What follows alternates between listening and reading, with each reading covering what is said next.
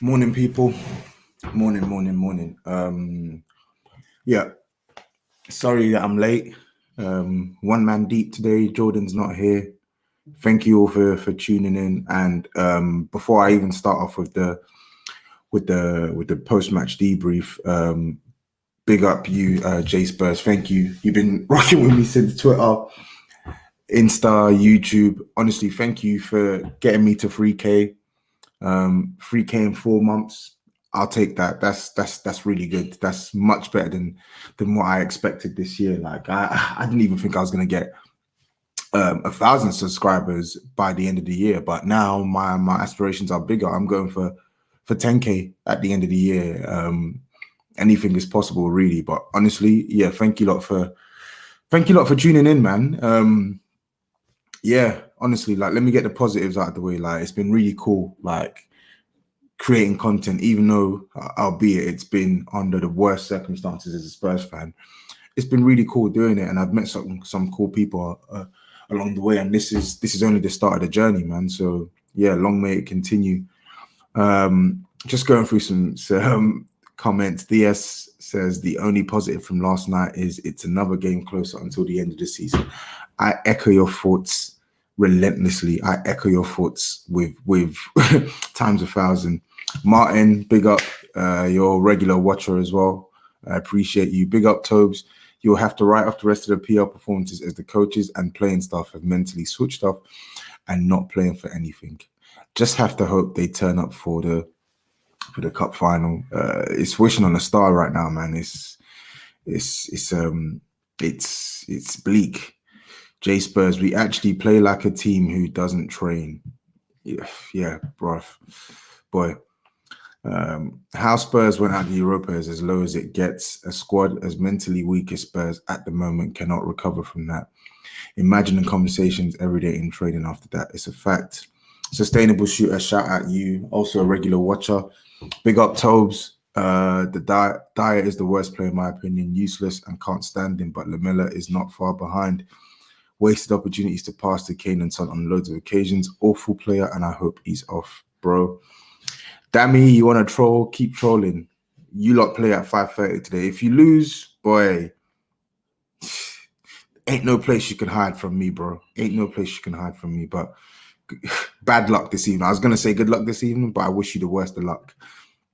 Sustainable shooter. Didn't enjoy watching you fume on a big six yesterday, Tobes, but what you were saying was correct, and most Spurs fans feel that pain. Just don't like seeing the others in it laughing. It's peak at the moment. It is peak. They are entitled to laugh. Listen, my pain is their pleasure. It's the same. If the shoe was on the other foot, I'd be laughing too. If I saw a meltdown from Saeed or Steve or Turkish or Matisse or Grizz, I'd be lapping it up. It's the game's the game, isn't it? The game's the game. Marlon, says classic Spursy. Saka Goat says Kane saved you. That's a fact. Tobi, I told you Mourinho is a VAR manager. I don't actually know your name, bro. I think you follow me on Twitter. You do your best to interact with me, and I try to ignore it. Sorry, I got builders in, but yeah, nah, you're big up to you anyway for tuning in, man. You're a cool guy. And you say, Tobi, I told you Mourinho is a VAR manager. You didn't need to tell me, bro. Mourinho used to be one of my favorite managers, bro. People, he used to be one of my favorite managers, but I'm not blind. I've seen what I've seen the last five odd years. The guy's washed.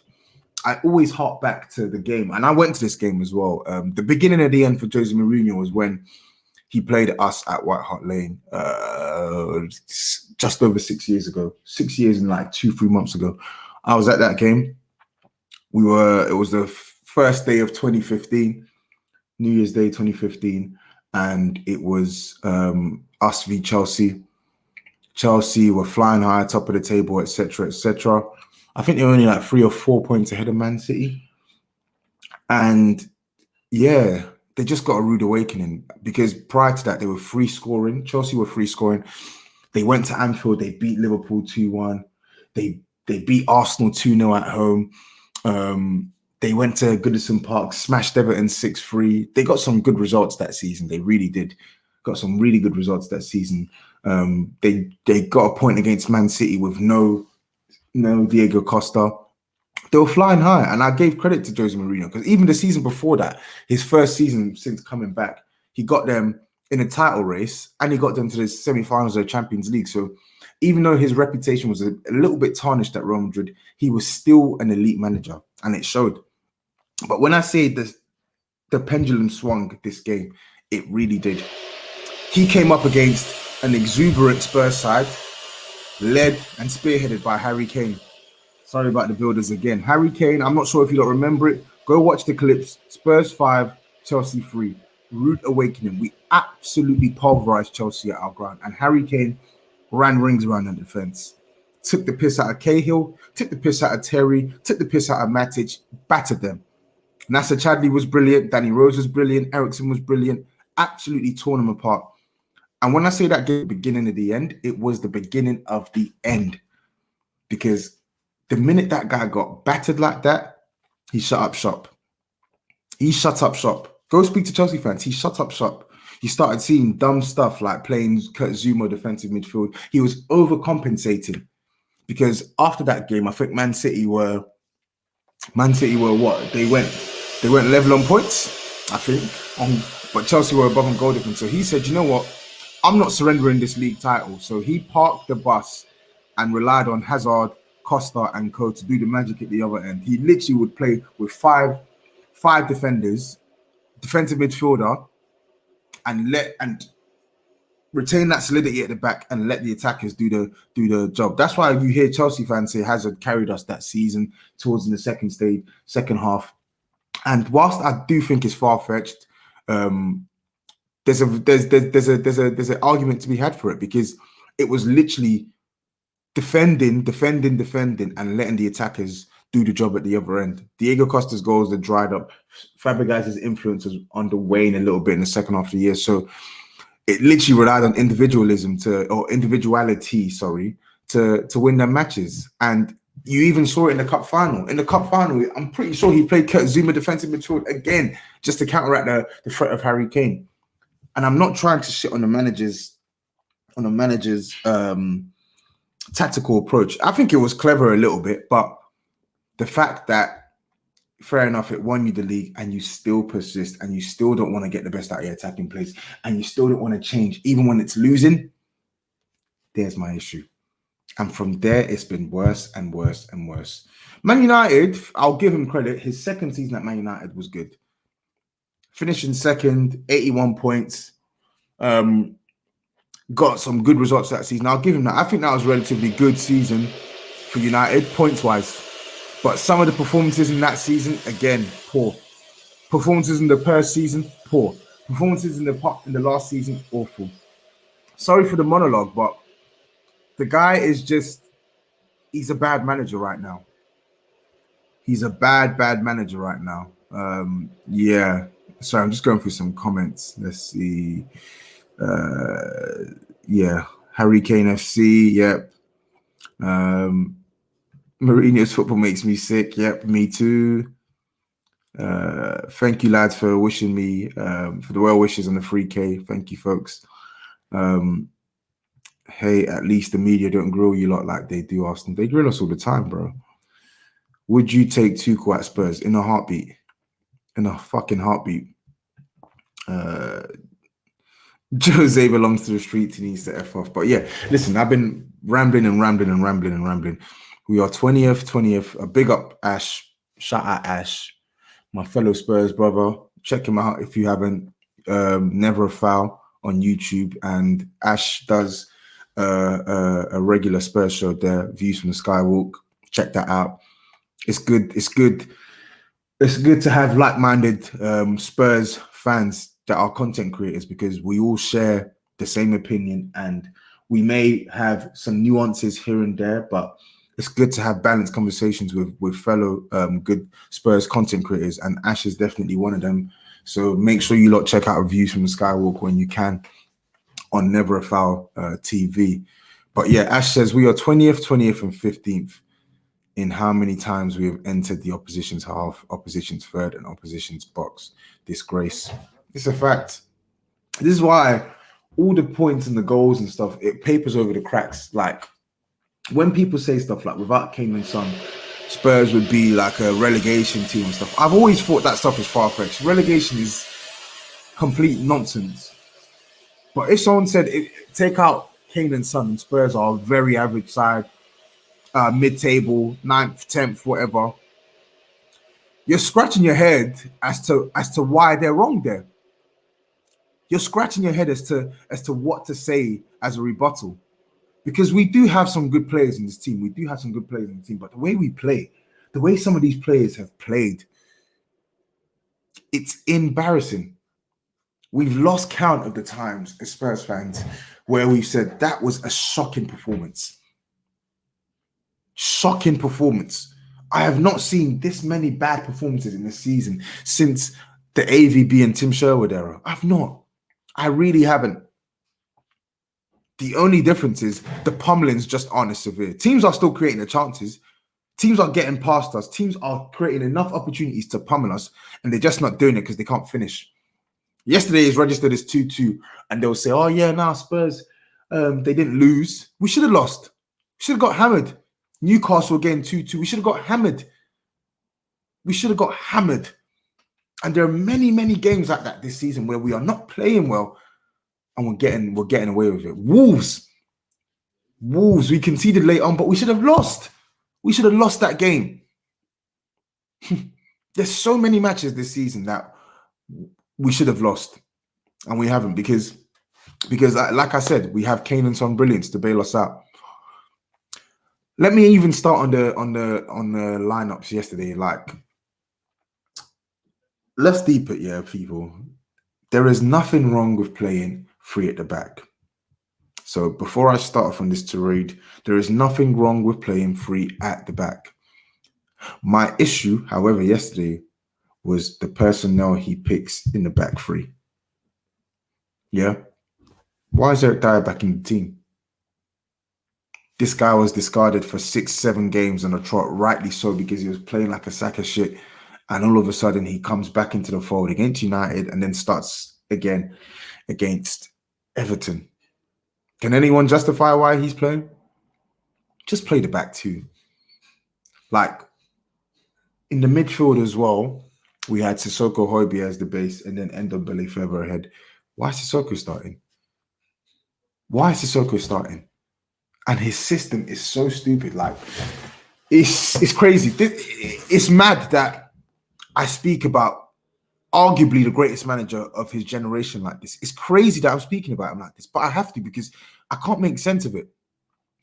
Sissoko, for me, I've argued his case as a decent squad player, but I've said on recent streams, on Ash's stream, on Views from the Skywalk, on Touchline Hotspur, even on my stream, he has been absolutely vomit-worthy in 2021. He's been terrible. And even at his best, Sissoko is not for the midfield where you're trying to control a game. He is a destroyer. He's a grafter. You want him in the games where you're willing to surrender possession because you know the opposition are better than you at keeping the ball. But in a game like this where we need to take control, press, get some urgency in the midfield, and take the game to Everton and keep the ball, he's redundant. So in addition to playing a back three with an unstable trio, you then play a midfield duo ahead of them, and one is competent in possession, but let's be honest, he's played horribly in the last 2 months in Højbjerg. Fatigue is setting in after playing every single minute. The guy looks spent most days, lazy passes, labored tackles. It showed by him getting booked within like the first 6 or 7 minutes of the game. And then his partner Sissoko can't pass and now doesn't even want to dribble with the ball, the one thing that you're meant to be good at. And he's not offering us any protection. So in addition to playing a back three, you don't put the midfielder ahead to protect them. You don't put the midfielder ahead to control the game. And then Ndombele, you lot know me. I love that guy. I love him so much. And I think the team should be built around him. I think he's so talented. But the form that we've seen the last 2 months has been nothing short of a joke. Yeah. Take out a couple games aside. Newcastle, I felt he played well. Aston Villa, shit first half, but he came into the game in the second half, etc., etc. Like there's a couple games here and there, but for the most part, he has been horrible for the last 2 months. And it's not just him. Højbjerg, horrible for the last 2 months. Reguilon, horrible since he's come back from injury. Even Aurier, who we were praising because how he's been so good, poor performance against Man United, poor performance against Chelsea, poor performance against Liverpool, subdued performance yesterday against Everton. Every single, even our better players are playing poorly now. Our better players are playing poorly. Son, I know people want to criticize. We see all these agendas. Oh, what's your view on Son? What's your view on Son? Listen, Son, he's a streaky player, isn't it? He's a streaky player. I thought that he had shaken off the streakiness, but 2021, he's dipped on the goal scoring form. But I don't think his performances have been as bad as the rest. I really don't. I look at some of these matches. He's assisted in some matches. He's trying. He's grafting. He's trying. I'm not saying he's played well in every single match in 2021, but I'm saying his performance, the performance outside of the goal is not awful, but the goal scoring form was bad.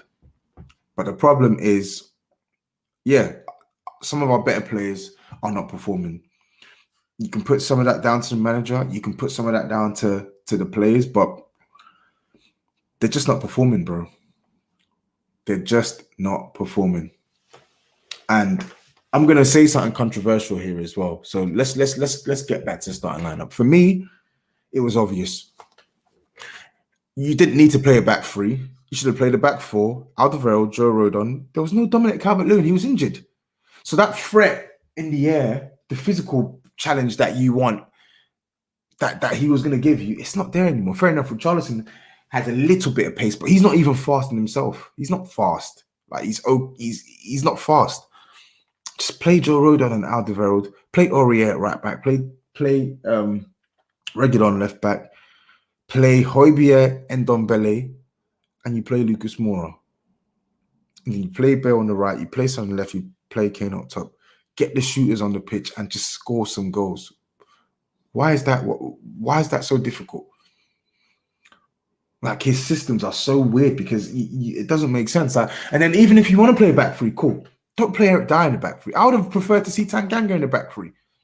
Play Tanganga in the back three with Alderweireld. And what really was weird to me is he played a back three and Tobi was one of the exterior centre-backs. The guy has no legs. By all accounts, Alderweireld is a finished centre-back. When I say finished, he's well past his best. But he's still capable of putting in good performances. Why is he playing as the exterior centre-back when he's the one that is the least mobile of the lot alongside Dyer? So we played a back three with an immobile centre-back on the left in Eric Dyer and an immobile centre-back on the right in Alderweireld. You see what I mean?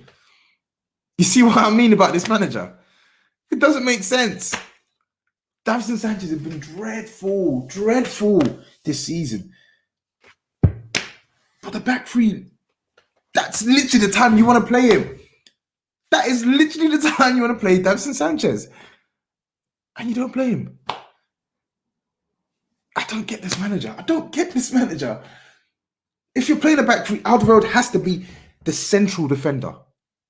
Because in our best performances, when we've played that back three, he's played in the centre.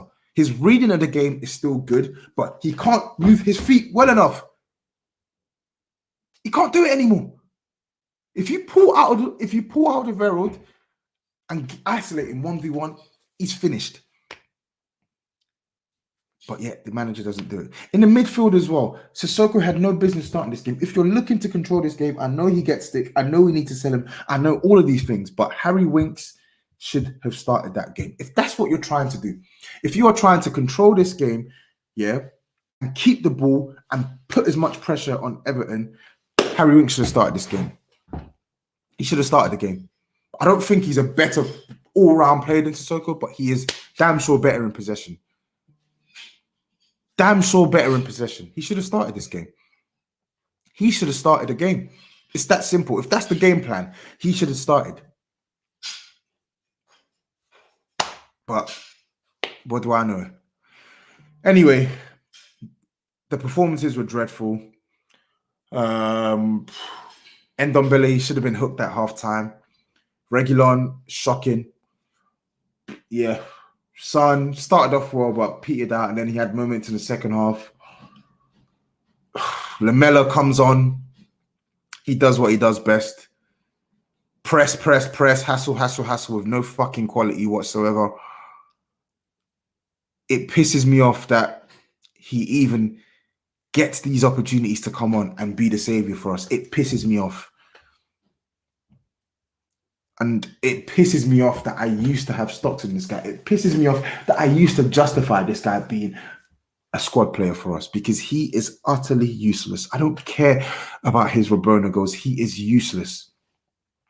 Every single time the ball gets to this guy in good positions, you don't even bother to expect anything to happen, because 9 out of 10 times it breaks.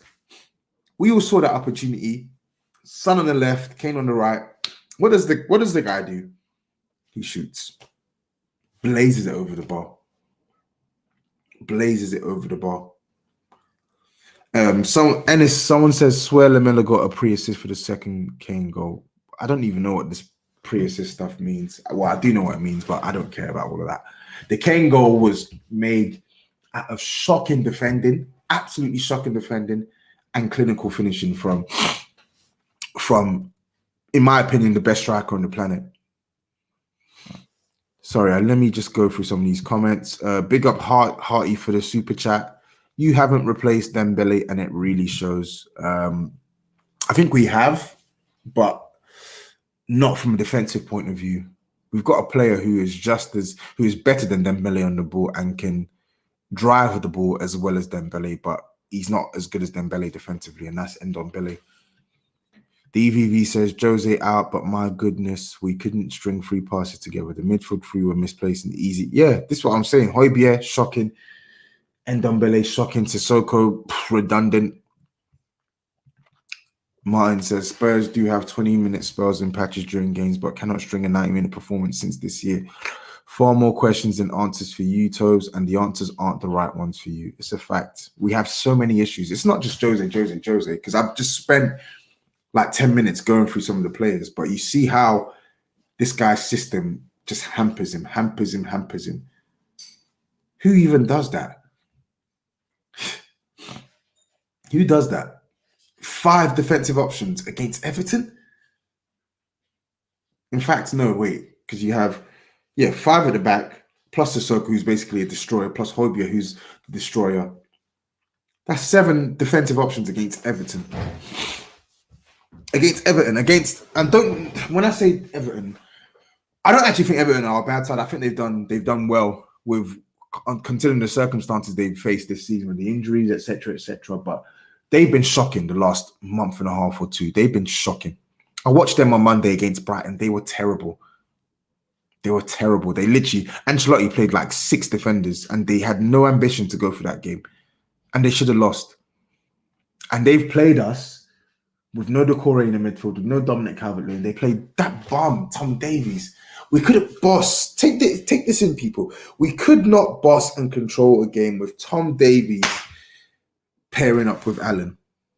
James Rodriguez can't even run, and he bossed us yesterday, picking us off with the passes. Sigurdsson, he was finished last year, had an excellent game and an excellent goal. Everton played well. And they should have won that game by a clear margin, 2-goal margin, easily. That's 2 points dropped for Everton, not 2 points dropped for Everton, and that's our issue. Teams who are in such a bad rut, they play us, and we give them all the confidence in the world. Newcastle, Liverpool, Brighton, Wolves, Crystal Palace, now Everton. 2-0 up against Zagreb, you blow it 3-0. Losing to Royal Antwerp, losing to Everton in the FA Cup. There's many more dreadful performances this season. I'm losing count. The players, the manager, the lot, it's a mess.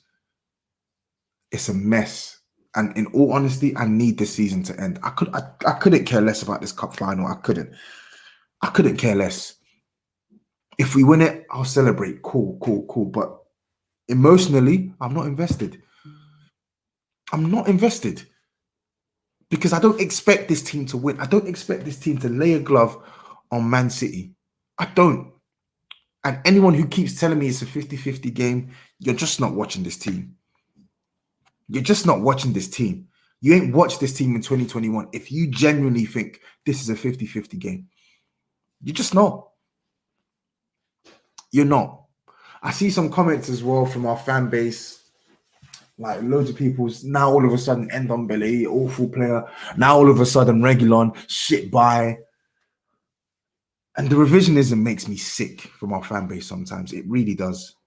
Because when this guy was flying for most part of the season, we were loving it. Everyone saying, oh, I criticized him, but he's turned it around, blah, blah, blah. And now all of a sudden, 2 months bad form, which isn't acceptable.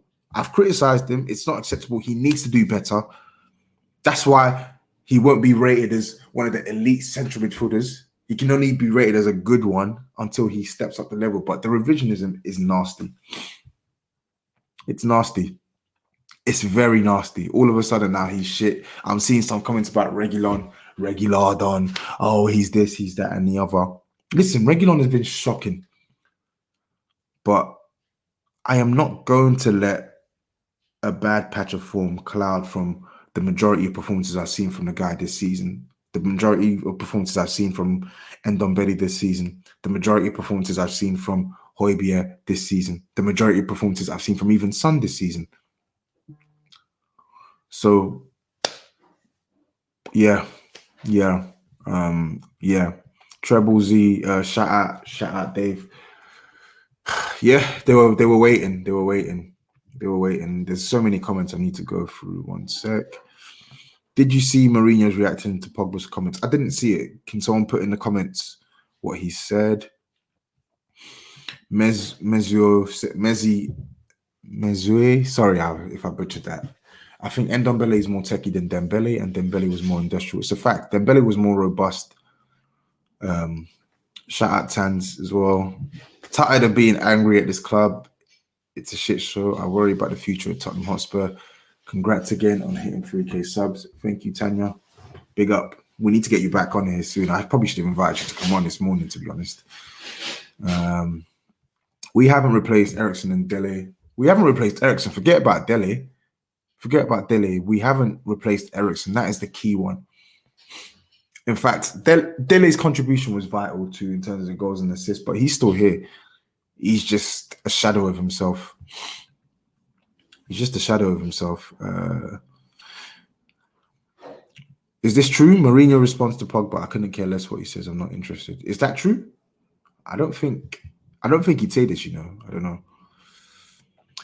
Facts, Tobs. You may want this season to end, but don't expect any better under Jose Mourinho for next season. Avoid being so emotionally invested this season and keep up your excellent analysis. Thank you, bro.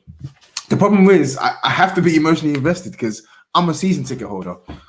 I'm not going to cancel my season ticket. I'm going to be at the games next season. I'm going to have to talk about them because I started this YouTube channel. So there's no way to avoid it for me. Like, I have to. Oh, people are saying it's true, word for word. I would like to say that I could not care less what he says. I'm not interested at all. Yeah, whatever, man. Typical him. Doesn't want to take accountability. Doesn't want to take accountability for anything. It's the players. It's this. It's that. It's this. You'll never rate your own performance as a manager. Ndombele and Højbjerg was shocking yesterday. Been poor for a while, but these players don't just turn bad. I am not excluding players of the blame because they are, but it all links back to Mourinho. He's the rotten apple. The players need to fix up. Even when a new manager comes in, if they play like this, we're not going anywhere.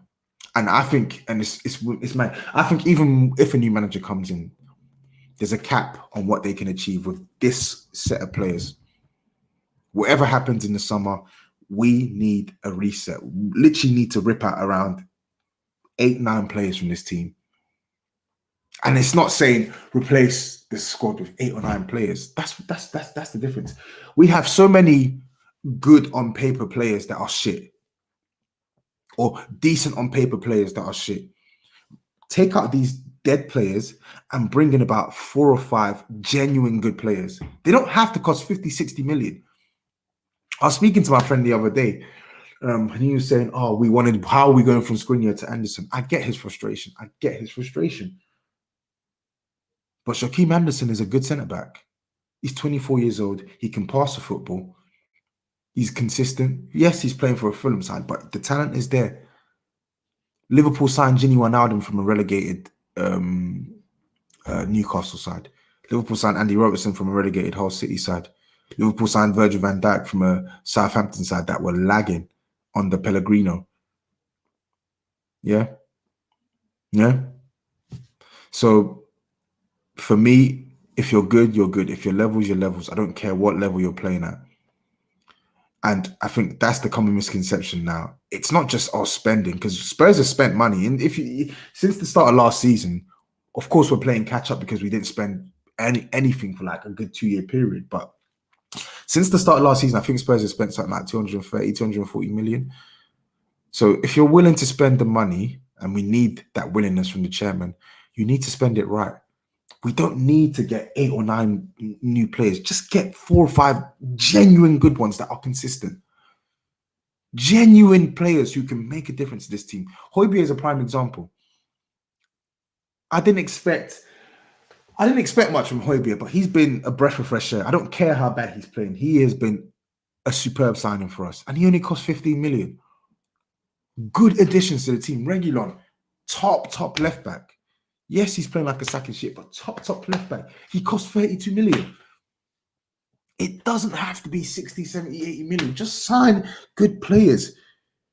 I spoke about my mate. I spoke to Dan Soft from Chelsea Hour from Touchline Media Group. Make sure you listen to Touchline. And we were talking about this. Do Spurs use data when we go for players? Do we actually use data? I expect every club uses data. I expect we use data, but are we using it well enough? Because it's so obvious to see what the issues are in our team. No aerial prowess at the back. No proper reading of the game at the back.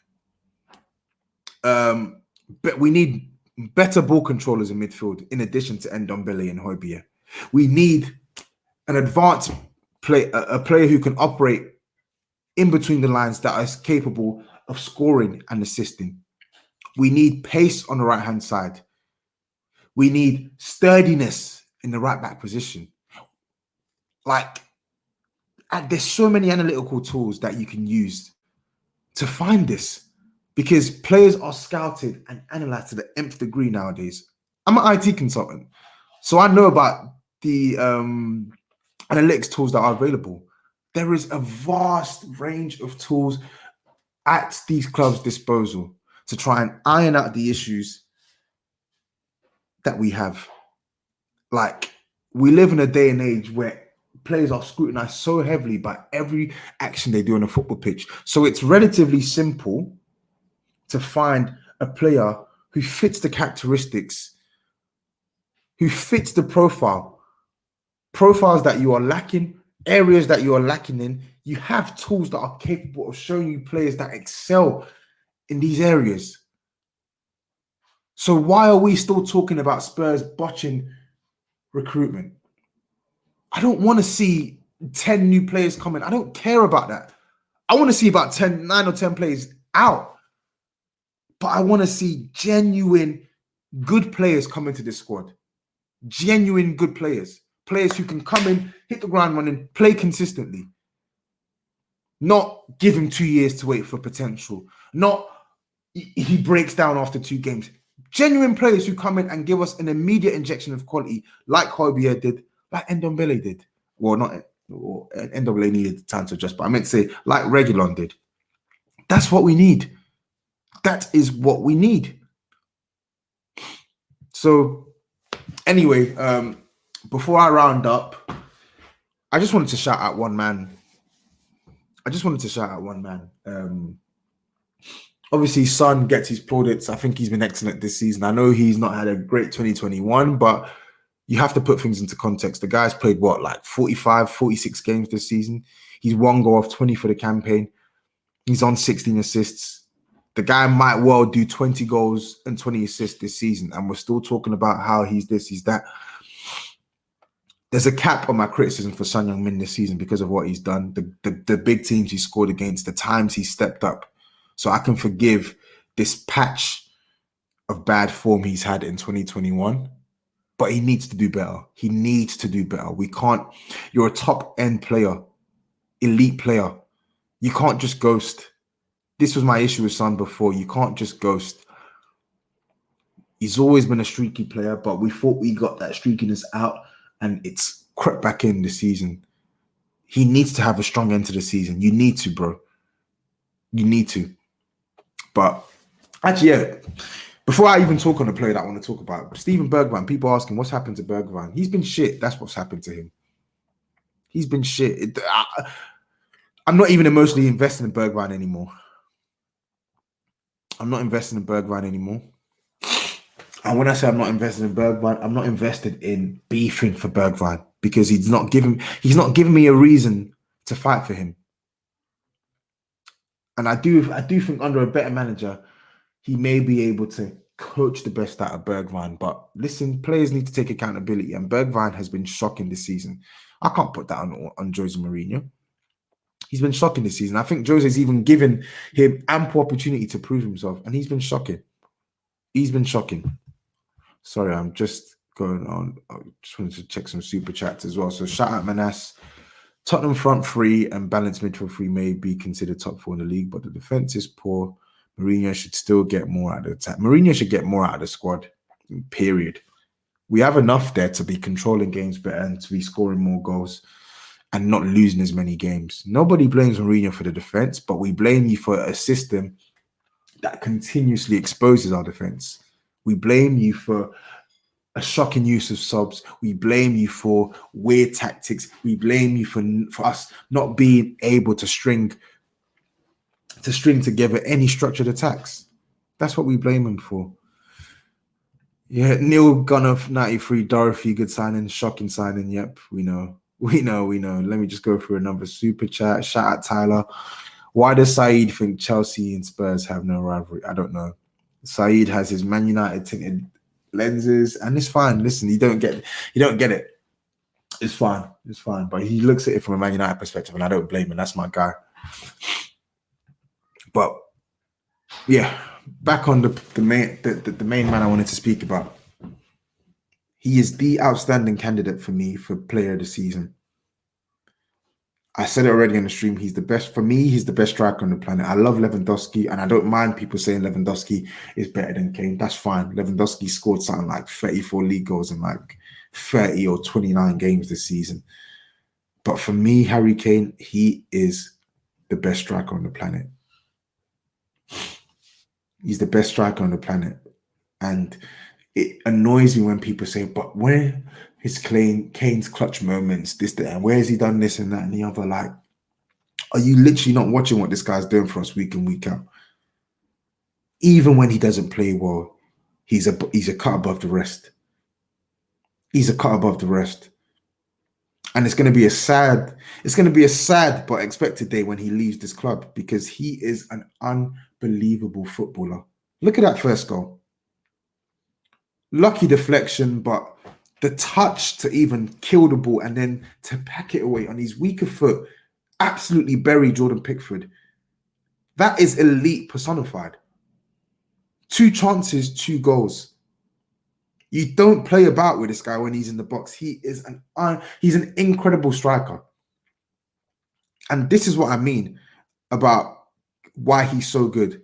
When he's outside the box, he can play make. But when he's inside the box, he's razor sharp, which is why people say, oh, yeah, but why doesn't Kane score enough, etc., etc.? The guy's on, I'm pretty sure he's on 31 goals. 31 goals this season, and what's that, 16, 17 assists? He might hit 40 goals again. He might hit 40 goals again. He's incredible. And even the second goal as well, one take on his right foot. Flipping hell. I consistently run out of superlatives for this guy because he's a cut above the rest. He's a cut above the rest. And in all honesty, he deserves to go on to bigger and better things. I will never, ever, ever begrudge Harry Kane. Even if he went to Chelsea, okay, you know what? That's a reach. I would hate that. That's Judas settings. Let me not lie. But I don't think Harry Kane would do that. I don't think Harry Kane would ever leave us to go to a direct rival in Chelsea or Arsenal. But I think he would leave to go to Man City. I think he would leave to go to Man United. And I think he deserves it, man. It's a travesty that this guy plays like he plays and he's got nothing to show for it apart from his golden boots and his individual accolades. Because individually, he is a great player. But in years and years and years, his name will hopefully stand the test of time. More so if he wins trophies. And he needs to win the trophies.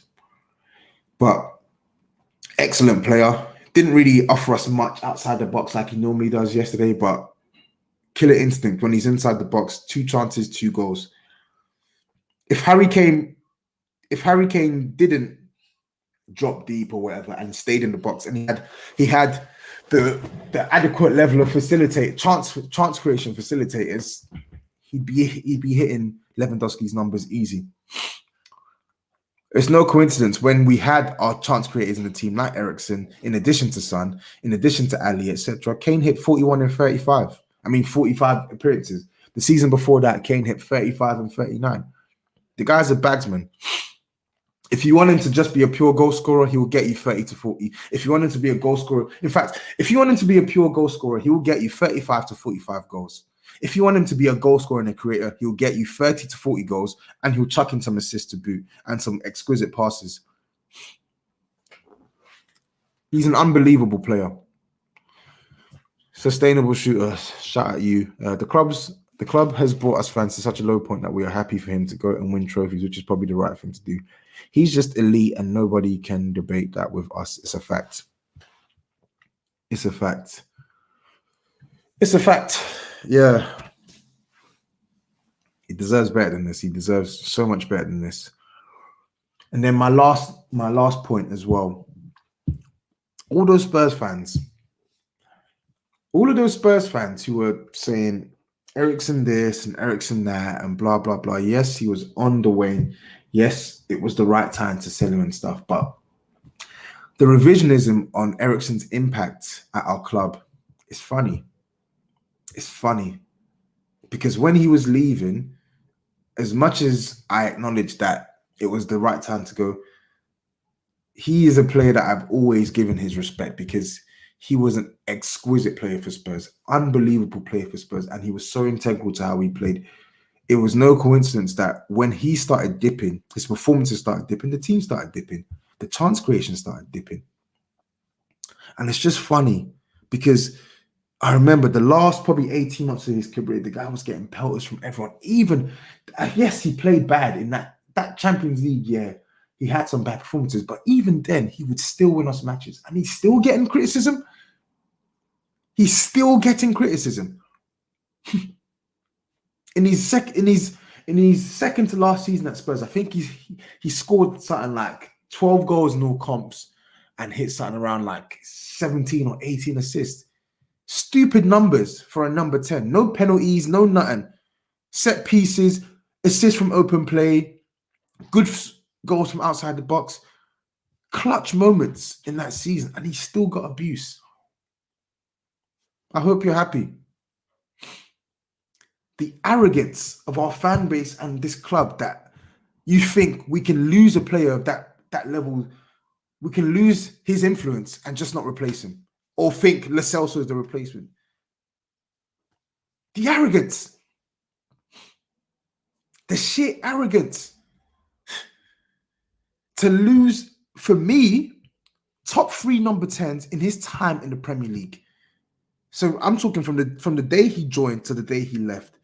Only 2 number 10s in this league were flat out better than him. Only 2 in terms of performances. Only 2. And that's Kevin De Bruyne and David Silva. And even in David Silva, there were some seasons where Eriksen outperformed him. But that's a different discussion. But the audacity for this team to not replace him, and the audacity for some of our fan base to pretend as if his influence wasn't that significant on this team. Boy, 6 months left on his deal. It was the right thing to do to move him on because his heart weren't in it. The performances weren't good, but the negligence to not replace such a crucial player in our best period in the league, sickening and indicative of this hierarchy at our club. But yeah, that is me. I'm done ranting. Next week is a big week. Southampton. I'm not sure when I'm going to do a preview. I might just put out like a 5-minute preview on Tuesday. I'm not going to do a live stream for that one. On Wednesday, I will do the post-match. I'm going to do the post-match around, straight after the game. And then I'm going to move my overrated or underrated show to Thursday. I got a decent segment coming out as well on Thursday, so I'll do that. And then Friday to Sunday is literally just previewing the cup final. So I'm probably going to do some stuff with Big Steve next Friday or Saturday. So yeah, keep your eyes peeled for that. And then on Sunday, I might be with the Mandem. I might be with Jenk. I might be with Fuad. I might be with Henry. So maybe we can try and put together some sort of live content on the day. But honestly, I'm not looking forward to that cup final next Sunday. I'm really not. But folks, 104 of you watching, please smash the like button. If you haven't subscribed, make sure you subscribe to my channel. Yeah, I'll be back on Tuesday with a Southampton preview. So keep your eyes peeled for that. I'll obviously be back on the Big Six on Monday. Any comments? If you're not watching this live and you're watching this later, just chuck the comments in. I read the comments. I'll respond. I interact. So take care, people. And before I leave as well, someone asked me, are you watching the FA Cup with Big Steve today? Steve is actually doing a watch along in AFTV Studios. So he's going to be on Don Robbie's channel. But I'm going to actually meet Steve for some lunch now. And then I'm going to go over into the studio. So I will be around. So me, Turkish, and Steve will be around later today. So while Steve is on the Don Robbie show, I'll be in a different part of the building with Turkish. So we'll communicate something out to you lot later on today. But honestly, people, take care. Peace out. And I'll see you next week.